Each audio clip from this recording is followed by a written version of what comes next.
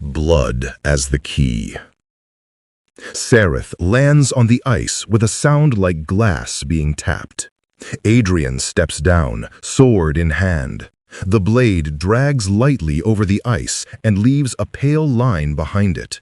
A path, or a line that cannot be taken back. The stone ring is older than the kingdom's oldest songs. Along the crack, worn letters are carved into the rock.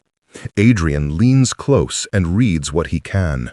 Blood as the key, an oath as the lock. His breath grows fast, but not from the cold.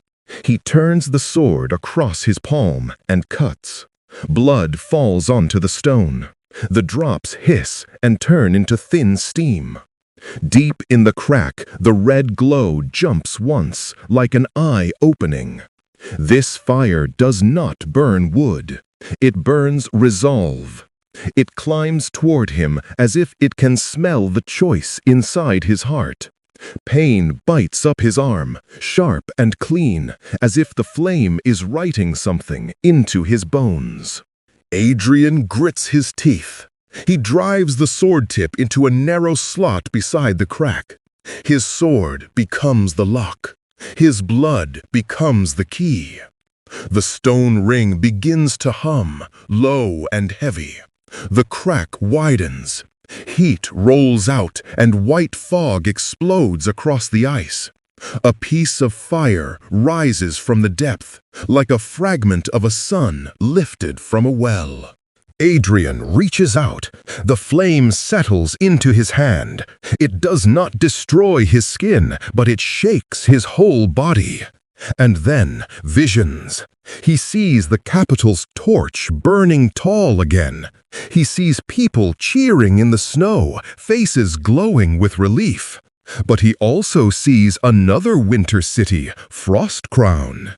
Children shiver in dark halls. Mothers hold empty blankets and stare at nothing. Two kingdoms, two dying fires. One continent forced to choose who becomes a beast first. Adrian seals the living flame inside a fire casket made for the journey. Runes of the royal house line its inner walls. They were dull before. Now they glow. He locks the lid. Wings beat the air above. Adrian looks up. The last enemy rider drops onto the ice beyond the stone ring. He drives his spear into the ground. Cold mist crawls along the metal tip.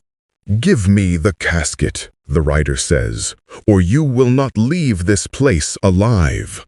Sereth growls, claws digging into the ice. Adrian stands between the casket and the spear. His hand falls to his sword again. He has held this sword all day, again and again, as if the weapon is reminding him, every choice will be paid for by someone. "I carry more than an order," Adrian says.